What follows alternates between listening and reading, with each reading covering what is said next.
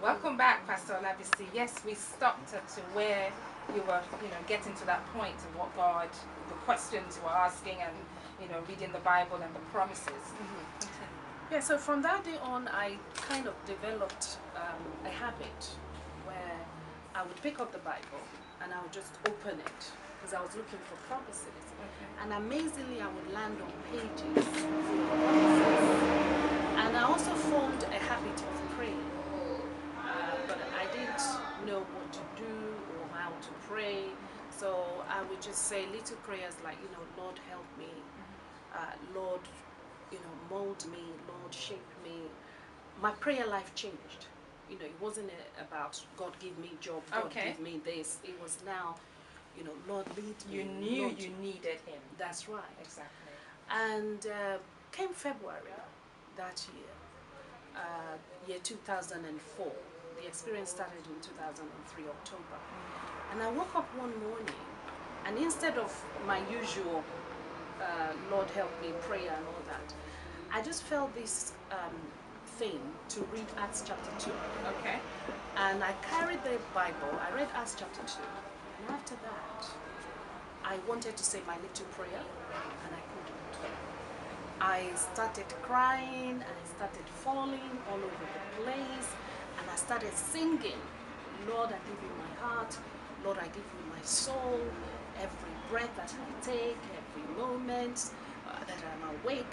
And then before I knew it, I was falling, I was getting up, I was falling, I was getting, and then finally, I fell flat. And when I woke up again, I opened my mouth and I started to speak in tongues.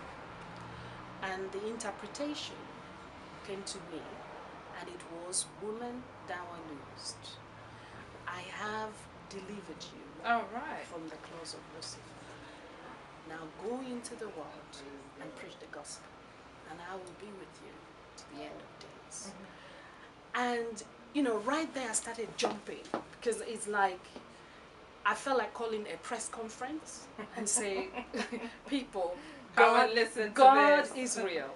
Yeah. He is real. He is real. Jesus is real, and so on and so forth.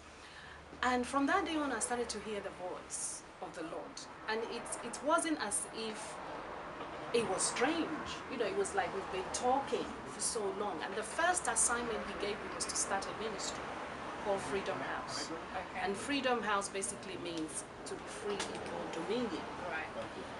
And when I started the ministry, I had this huge expectation of what church is really all about.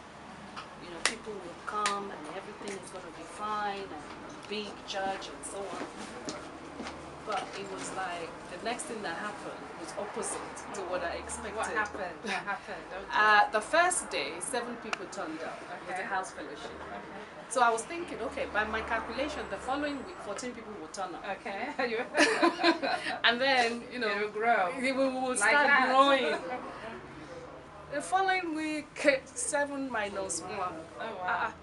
Week after that, 6 minus 1. And I'm thinking, Oh, dear. we did not talk about this beat, God. What's going on? And before I knew it, nobody was coming in. And when people started, stopped coming, in a way I wasn't disappointed, because, it wasn't my thing that I want to be a pastor. But the Lord then engaged me in some serious writing, prophetics, all manner of revelations started to take place. And then now came 2004, July. And the Lord always says to me that the world is a mystery. It's like a motion picture. You don't see what is in there unless He reveals whatever it is to you. And that day I thought it was because I was conscious. Like most people, when they have a heaven and hell experience, they're actually dead in the physical. But I was alive.